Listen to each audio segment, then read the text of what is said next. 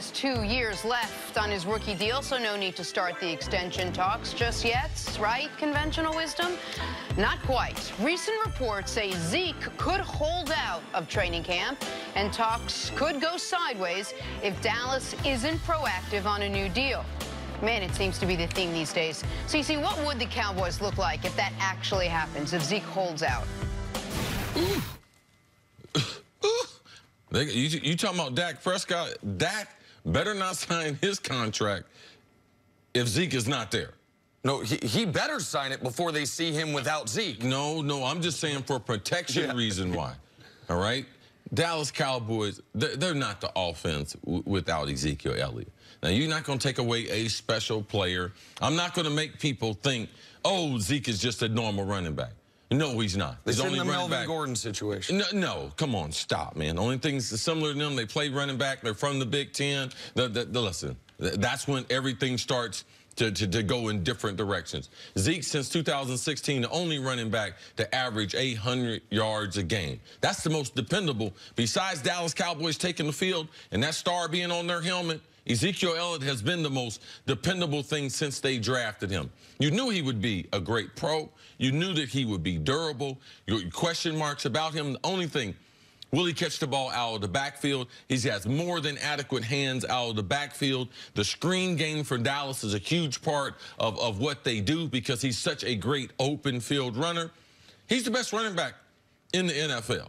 Dallas is in the situation because of the precedent. The Rams were in the same situation that Zeke and the Cowboys are in with Todd Gurley. And Todd Gurley at that time considered to be one of the best backs in the league. They signed him to a contract extension. And you can believe with Zeke, with all those carries in his first 3 years in the league, he is going to hold out.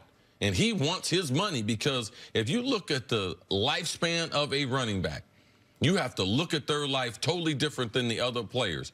And when you can demand that salary, you better hold tight on it because one injury, and Todd Gurley's a great example of it.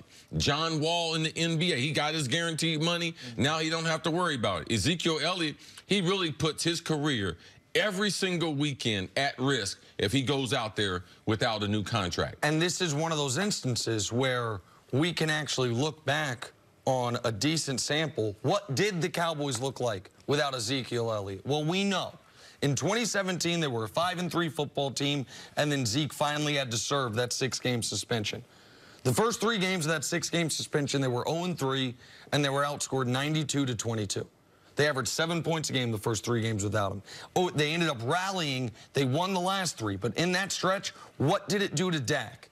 Dak in that 6-game stretch without Zeke, 190 yards per game, 5 total touchdowns, quarterback rating of 77. He had 1 good game that actually elevated that entire stretch against a moribund Giants team. He threw for 175 against Atlanta. He had a 30 quarterback rating against Philly, a 61 quarterback rating against the Chargers, threw for 100 yards against Washington.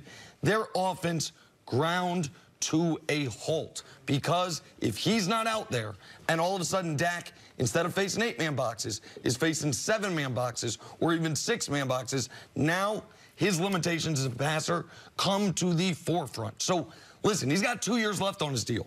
The Cowboys got to pay Dak, Amari, Byron Jones, Lyle Collins, maybe Jalen Smith. All those guys only have 1 year left on their deal.